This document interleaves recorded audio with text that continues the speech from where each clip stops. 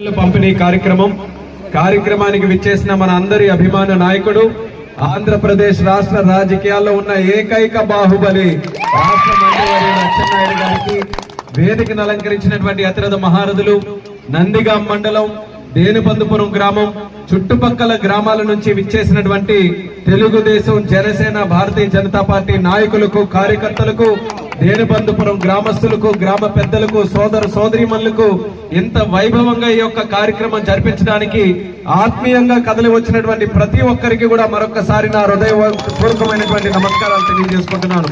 పలు సందర్భాల్లో ఎంపీగా మన గ్రామం వచ్చాం, కానీ ఈ రోజు మొట్టమొదటిసారిగా కేంద్ర మంత్రిగా మళ్ళీ మన గ్రామం విచ్చేసినందుకు మీకెంత ఆనందంగా ఉందో మీకంటే ఎక్కువ ఆనందం నాకుందన్నది కూడా తెలియజేసుకుంటున్నాను. నందిగాం మండలం గురించి మాట్లాడుకోవాలనంటే ఎర్రన్నాయుడు గారికి అత్యంత ఇష్టమైనటువంటి మండలం కూడా ఈ నందిగాం మండలం అని తెలియజేసుకోవాలి.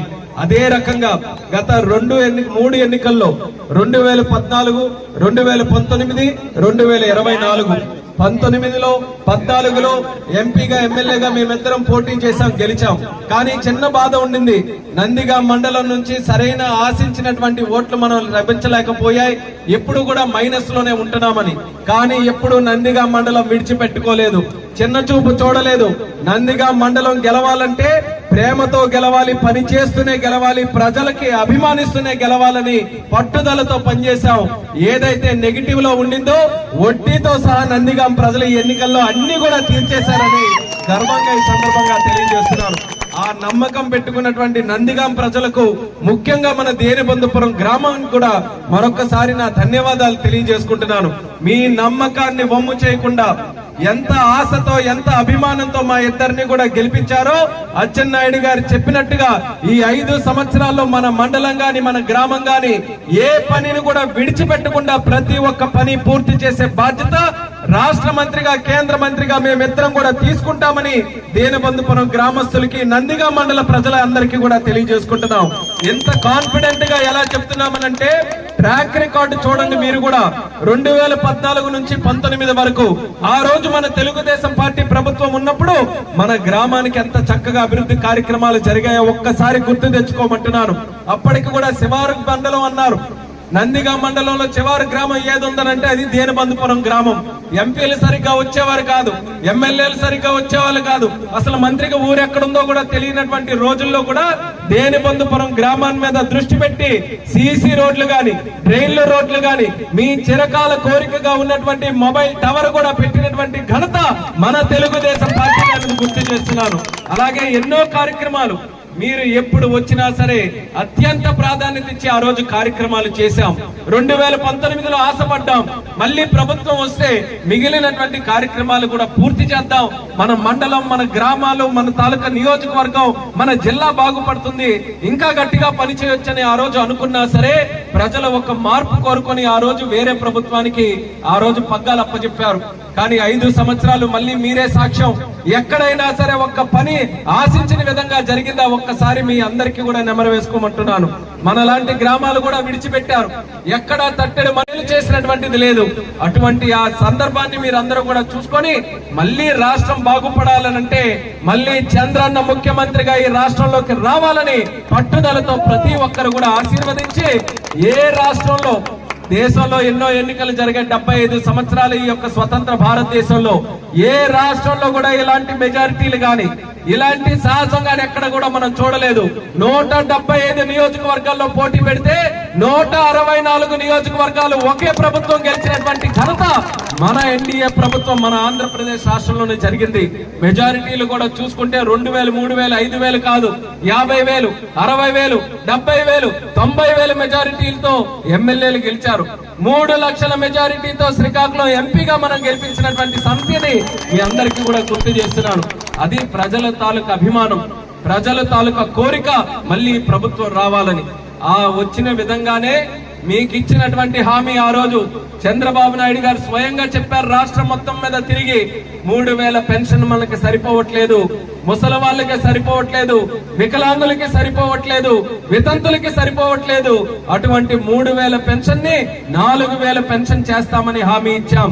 4,000 కూడా ప్రభుత్వం వచ్చిన తర్వాత కాదు, ఎన్నికల ప్రచారం జరుగుతున్నటువంటి ఏప్రిల్ నెల, మే నెల, జూన్ నెల కూడా కలిపి బకాయిలతో సహా ఇస్తామని చెప్పి మాట మీద నిలబడినటువంటి ముఖ్యమంత్రి మన చంద్రబాబు నాయుడు గారని తెలియజేస్తున్నాను. అప్పటి నుంచి ఇప్పటి వరకు ఒకటే తేదీ వస్తూనే 4,000 వితంతులకి వికలాంగులకి 6,000 రూపాయల పెన్షన్ 1వ తేదీన ఇవ్వడం జరుగుతుంది. ఒకవేళ 1ని గాని సెలవు వస్తే, పండగ వస్తే తరువాత రోజు కాకుండా ముందు రోజునే ఆ పెన్షన్లు కూడా పంపిణీ చేస్తున్నాం. అందులోనే భాగంగా ఈ రోజు 31 తేదీనే జనవరి తాలూకా పెన్షన్లు అన్ని కూడా మీకు అందజేస్తున్నాం. మాట ఇస్తే నిలబడడానికి, దాన్ని పూర్తి చేయడానికి ఎంత కష్టమైనా సరే చంద్రబాబు నాయుడు గారు నిలబడతారనడానికి ఇది ప్రత్యేకమైనటువంటి ఉదాహరణ. మనం మొదలు పెట్టామన్నా క్యాంటీన్లు, మళ్ళీ వచ్చిన ప్రభుత్వం మూసేసింది. మళ్ళీ అన్న క్యాంటీన్లు కూడా తెరిపించి 5 రూపాయలకే స్వచ్ఛమైనటువంటి భోజనం పెట్టే పథకం మళ్ళీ మనం పునఃప్రారంభించాం. ఇలా ఎన్నో పథకాలు. మరి గ్యాస్ సిలిండర్లు కూడా మీరు చూసుకుంటే 3 ఉచితమైనటువంటి గ్యాస్ సిలిండర్లు ఆ పథకం కూడా ఇస్తున్నాం.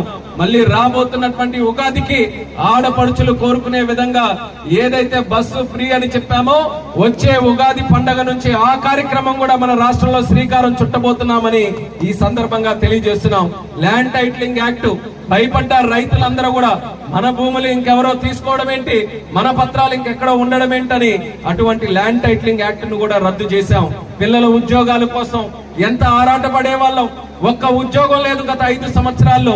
ఒక ప్రభుత్వ ఉద్యోగం లేదు, ఒక ప్రైవేట్ ఉద్యోగం లేదు. అటువంటిది చంద్రబాబు నాయుడు వేల మంది మన తాలూకా యువతీ యువకులకి ఉద్యోగ అవకాశాలు కల్పించడానికి ఈ ప్రభుత్వం శ్రీకారం చుట్టిందని గుర్తు చేస్తున్నాను. ఇన్ని కార్యక్రమాలు 6 నెలల్లోనే. ఒక పక్కన చూస్తే కష్టాలు, అంత ఈజీ కాదు ఈ యొక్క రాష్ట్రాన్ని ముందుకు నడిపించడానికి. ఎక్కడ చూసినా అప్పులతో కూడినటువంటి రాష్ట్రం. ఖజానా చూస్తే 1 రూపాయి లేదు. గతంలో ఉన్నటువంటి ముఖ్యమంత్రి, గత ప్రభుత్వం మొత్తం ఖజానా ఖాళీ చేసి, దోపిడీ చేసి ఎక్కడ పని చేయడానికి 1 రూపాయి కూడా మిగల్చలేదు. కానీ చంద్రబాబు నాయుడు గారు వచ్చిన తర్వాత ఆయన ఆలోచనలు, ఆయన దూరదృష్టి ఈరోజు కేంద్ర ప్రభుత్వం నరేంద్ర మోదీ గారి తాలూకా సహకారం తీసుకొని అంచెలంచెలుగా మళ్ళీ ప్రోగ్రామ్స్ అన్ని కూడా చేయాలని ప్రతి నెల కూడా వినూత్నంగా కార్యక్రమాలు చేస్తూ ప్రజలకు మంచి చేసే ప్రోగ్రామ్స్ చేస్తున్నాం. మనలాంటి గ్రామంలో మళ్ళీ 35 లక్షలు ఇచ్చి ఈ రోజు సీసీ రోడ్స్ అన్ని కూడా చేయిస్తున్నాం. మళ్ళీ భవిష్యత్తులో కూడా ఏ రోడ్డు మిగిలిపోయినా, ఏ డ్రైన్ మిగిలిపోయినా ప్రతి ఒక్క కార్యక్రమం కూడా మన ప్రభుత్వంలో చేసి తీరుతాం. అది కేవలం ఈ గ్రామమే కాదు, చుట్టుపక్కల గ్రామాలు ఏ ఉన్నా సరే అందరూ కూడా ధైర్యంగా మీ తాలూకా పనులు చెప్పండి, ప్రతి ఒక్క కార్యక్రమం కూడా మన ప్రభుత్వంలో చేసి తీరుతాం. ఈ యొక్క కార్యక్రమాలన్నీ కూడా చేయడంతో పాటు ముఖ్యంగా మనకు కావాల్సింది ఇందాక చెప్పినట్టు ఉద్యోగాల కోసం దాని మీద దృష్టి పెట్టాం. అచ్చెన్నాయుడు గారు కానీ నేను కానీ గెలిచిన తర్వాత మేము అనుకున్నటువంటిది, శ్రీకాకుళం జిల్లా అనంటే ఎప్పుడు వలసల జిల్లానే. మన దగ్గర ఎంత చదువుకున్నా సరే ఎక్కడో దూర ప్రాంతాలకు వెళ్లి పనిచేస్తున్నారు, విదేశాలకు వెళ్లి పనిచేస్తున్నారు. అజయ్ కుమార్ గారు ఇప్పుడే చెప్పారు, ఎక్కడో అబుదాబిలో, ఎక్కడో దుబాయ్ లో, సింగపూర్ లో, కువైట్ లో అలాంటి ప్రాంతాలకు వెళ్లి నానా ఇబ్బందులు కష్టాలు పడి అక్కడ జైళ్ళంట తిరుక్కొని ఫోన్లు చేసి వాట్సాప్ లో వీడియోలు పెట్టి, అయ్యా మాకు మళ్ళీ తిరిగి మన ప్రాంతానికి తీసుకొని రావండి ఈ రోజు కష్టాల మీద ఈ రోజు ఎంతో మంది ఫోన్ చేస్తున్నారు. మరి వాళ్ళందరికీ కూడా పరిష్కారం ఏంటి? ఇక్కడే ఉద్యోగాలు రావాలి, పెట్టుబడులు ఇక్కడే రావాలి. శ్రీకాకుళం జిల్లాలో పెట్టుబడులు అన్ని కూడా తీసుకొని వచ్చి కంపెనీలు అక్కడ పెట్టించాలి. దానికోసం అచ్చెన్నాయుడు గారు, నేను మాకున్నటువంటి పదవులు వినియోగించి ఎంతో మంది పెట్టుబడిదారులతో మాట్లాడుతున్నాం. వాళ్ళందరికీ కూడా శ్రీకాకుళం ఆహ్వానించి మీరు ఇక్కడ పెట్టండి అని మేము చెప్తున్నాం. 1 సంవత్సరం మీరు అందరూ కూడా చూస్తూ ఉండండి. పెద్ద పెద్ద కంపెనీలు తెచ్చి వాళ్ళతో ఇక్కడ పెట్టుబడులు పెట్టించి ఇక్కడ మనం చదువుకున్నటువంటి యువతి యువకులకి మరి ఎక్కడికో వెళ్లకుండా ఇక్కడే అవకాశాలు కల్పించే విధంగా చర్యలు తీసుకుంటామని మా యువతి యువకులందరికీ కూడా తెలియజేస్తున్నాం. అది జరగాలనంటే ముఖ్యంగా కనెక్టివిటీ మనం పెంచాలి. రోడ్డు కనెక్టివిటీ బ్రహ్మాండంగా ఉంది, అలాగే మనకి అద్భుతమైనటువంటి సముద్రం ఉంది. పోర్టు కనెక్టివిటీ పెంచాలి. ఛాలెంజ్ గా అచ్చెన్నాయుడు గారు తీసుకున్నారు. వచ్చే జూన్ కల్లా మనం మొట్టమొదటి షిప్ ని మన మూలపేట పోర్టుకి తీసుకొని రావాలని ఆయన కూడా ఈ రోజు కృషి చేస్తూ ఆ కార్యక్రమం చేస్తున్నారు. మరి విమానయాన శాఖకు మంత్రిగా ఉన్నాను, నేను కూడా విడిచిపెట్టేది లేదు. ఒక ఎయిర్పోర్ట్ కూడా శ్రీకాకుళంలో పెట్టాలని నేను కూడా దాని మీద కష్టపడి ఈ రోజు ప్రయత్నం చేస్తూ ముందుకు నడుస్తున్నా ఉంది. అక్కడ ఉన్నటువంటి ఎయిర్పోర్ట్ ను కూడా పూర్తి చేయాలి. 2 సంవత్సరాలు అన్నారు, 2 సంవత్సరాలు అయితే కాదు, 8 నెలల ముందే పూర్తి చేయాలని వాళ్ళ మీద కూర్చొని మరి పనిచేయించి భోగాపురం ఎయిర్పోర్ట్ కూడా తొందరగా పూర్తి చేసే ప్రయత్నం చేస్తున్నాం. అలా ఈ యొక్క ప్రాంతాన్ని అన్ని విధాలుగా గాలిలో వస్తామన్నా, సముద్రంలో వస్తామన్నా, రోడ్డు మార్గంలో వస్తామన్నా, రైలు మార్గంలో వస్తామన్నా అన్ని కనెక్టివిటీ గాని మన శ్రీకాకుళం జిల్లాకి బ్రహ్మాండంగా ఉంటే దేశం నుంచే కాదు విదేశాల నుంచి కూడా పెద్దలందరూ కూడా వచ్చి మన ప్రాంతంలో పెట్టుబడులు పెట్టడానికి సిద్ధంగా ఉంటారు. అటువంటి శ్రీకాకుళం జిల్లా తయారు చేయాలనేదే మా లక్ష్యం అనేది కూడా మీ అందరికీ తెలియజేస్తున్నాం. దానికి మీరందరూ కూడా సహకరించాలి. గతంలో కాకుండా దూరదృష్టితో మనం అందరం ఆలోచించాలి. రైతాంగం ఉన్నారు, కష్టపడుతున్నారు, కానీ ఈ రోజు రైతుల తాలూకా పరిస్థితి చూసి ఎవరు పెద్దలందరూ కూడా మళ్ళీ తిరిగి నాగలివ్వట్లేదు. పిల్లలకి పలపం ఇస్తున్నారు. చదువుకోండి, మంచి ఉద్యోగాలు సంపాదించుకోండి, ఇంజనీరింగ్లు చేయండి, డిగ్రీలు చేయండి అని కష్టపడి చిన్నప్పటి నుంచి కూడా డబ్బులు పోగేసుకొని వాళ్ళకి అన్ని కాలేజీల్లోనే చదివిస్తున్నాం. అటువంటి చదువుకున్నటువంటి వాళ్ళందరికీ కూడా ఉద్యోగాలు ఇచ్చినప్పుడే మన ప్రాంతం మరొక తరం ఈ రోజు బాగుపడుతుందనే ముఖ్యంత మీ అందరికీ కూడా తెలియజేస్తున్నాను. దాని మీద దృష్టి పెట్టి మేము కార్యక్రమాలు చేస్తున్నాం. కేంద్ర ప్రభుత్వం కూడా చాలా సహకరిస్తుంది. నరేంద్ర మోదీ గారు ఈరోజు చంద్రబాబు నాయుడు గారు అంటే చాలా నమ్మకం ఆయనకి. చంద్రబాబు నాయుడు అంటే చాలా గౌరవం ఆయనకి. అటువంటి చంద్రబాబు నాయుడు గారు ఏ సమస్య తీసుకెళ్లినా సరే కేంద్రం నుంచి నేను కూడా మీటింగుల్లో ఉంటున్నాను. ఇద్దరు కూడా ఒక అన్నదమ్ముల్లాగా ఒకరు రాష్ట్రాన్ని నడిపించాలని, మరొకరు దేశాన్ని ముందుకు నడిపించాలని చంద్రబాబు నాయుడు గారు, నరేంద్ర మోదీ గారు మంచి ఆలోచనలతో వాళ్ళందరూ కూడా సహాయ సహకారాలు అందిస్తూ ముందుకు నడిపిస్తున్నారు. అందులో ఏది రాష్ట్రానికి జరిగినా, దేశంలో ఏది జరిగినా అత్యధికంగా మన శ్రీకాకుళం జిల్లా అభివృద్ధి చెందే విధంగా కేంద్ర మంత్రిగా ఒక అవకాశం వచ్చింది కాబట్టి దాన్ని ఖచ్చితంగా వినియోగించుకొని మన జిల్లాని పూర్తి శాతం అభివృద్ధి చేయడానికి ఎప్పుడు కూడా నేను ప్రజల మనిషిగా ఉంటానని ఈ సందర్భంగా మీ అందరికీ కూడా తెలియజేసుకుంటూ, ఆ రోజుల్లో ఎర్రన్నాయుడు గారు ఆ రోజు ఒక్క అవకాశం వస్తే బ్రహ్మాండంగా అభివృద్ధి చేశారు. మంచి పేరు ప్రఖ్యాతలు సంపాదించుకున్నారు. దేశంలోనే ఒక ఉన్నతమైనటువంటి వ్యక్తిగా ఎర్రన్నాయుడు గారు అంటే ఈ రోజుకి కూడా ఎంతో మంది ముఖ్యమంత్రులు, ఎంతో మంది పెద్దలందరూ కూడా నాయకుడు అంటే అలా ఉండాలని ఈ రోజు కూడా మెచ్చుకుంటున్నారనంటే ఒక ఆదర్శమైనటువంటి రాజకీయ నాయకుడు లాగా పనిచేశారు. అటువంటి వ్యక్తికి వారసుల్లా అచ్చెన్నాయుడు గారికి నాకు ఈ రోజు అవకాశం వచ్చిందనంటే పైనున్నటువంటి స్వర్గీయ కింజరాపు ఎర్రన్నాయుడు గారి తాలూకు ఆశీస్సులు, మా ముందున్నటువంటి ప్రజలు మీ అందరి తాలూకు ఆశీస్సుల వల్లే అది మేము ఎప్పుడు కూడా మర్చిపోమని మీకు తెలియజేస్తూ, నిరంతరం మీకు మంచి చేయడానికి అది ఎంత కష్టమైనటువంటి పని అయినా సరే ఆ సమస్యని పరిష్కరించడానికి మా వంతు శక్తి వంచన లేకుండా కృషి చేస్తూ ఈ యొక్క రాష్ట్రాన్ని అభివృద్ధి చేయడంలో, మన జిల్లాని అభివృద్ధి చేయడంలో, ప్రగతి పదంలో నడిపించడంలో మేము ఎల్లప్పుడూ కూడా ముందుంటామని తెలియజేసుకుంటున్నాను. దేని కూడా మీరు చూస్తున్నారు, మేము ఎప్పుడో ఒకసారి వస్తున్నాం. ఆ ఒక్కసారి వచ్చినప్పుడే ఆ ఇబ్బంది మేము చూస్తున్నాం. ఏంటది? రోడ్డు తాలూకా ఇబ్బంది. అసలు నేరుగా వస్తే 500 మీటర్లు రోజు చుట్టూ తిరిగి రావాల్సి వస్తుంది. కానీ అచ్చెన్నాయుడు గారు చెప్పినట్టు అది మీరందరూ కూడా చాలా క్షుణ్ణంగా ఆలోచించాలి. ఆ ఒక్క దగ్గర మాత్రం మీరు మనసు పెట్టి ప్రతి ఒక్కరు కూడా సహకరిస్తే తరతరాలు కూడా గుర్తు పెట్టుకుంటాయి. మంచి చేసే పని ఏ ఒక్కరు కూడా మర్చిపోరు. అది ప్రతి ఒక్కరు కూడా మీరు అందరూ కూడా ఆలోచించండి. ఈ రోజు దిమ్మిడిజోల గ్రామం గాని, దేనిబంధుపురం గ్రామం గాని మీరు ఆ మంచి పని కోసం రైతులందరూ కూడా సహకరించి ఈ రోజు ముందుకు వస్తే 20, 30, 40 సంవత్సరాల తర్వాత కూడా ఫలానా వ్యక్తులు ఆ రోజు మన కోసం ఆలోచించి ఆ మంచి పని చేశారా, శభాష్ అని అప్పటి వరకు కూడా అనుకుంటారు. కాబట్టి ఎవ్వరూ కూడా ఆ యొక్క పని స్వార్థంగా కాకుండా గ్రామాల గురించి, భావితరాల గురించి ఆలోచించి ఒక మంచి ముందడుగు వేయమని కూడా మీ అందరికీ కూడా కోరుకుంటున్నాను. నిధులు తెచ్చే బాధ్యత మాది, అభివృద్ధి చేసే బాధ్యత మాది. కానీ సహకరించడంలో మాత్రం మీరు మంచి మనసుతో మీరు అందరూ కూడా ఆలోచించండి. మన నియోజకవర్గంలోనే ఎన్నో ఉదాహరణలు ఉన్నాయి. చిన్న చిన్న సన్నమైనటువంటి రోడ్లు అచ్చెన్నాయుడు గారు పట్టుబట్టారు. అప్పుడు అయ్యా దూరదృష్టితో ఆలోచించండి.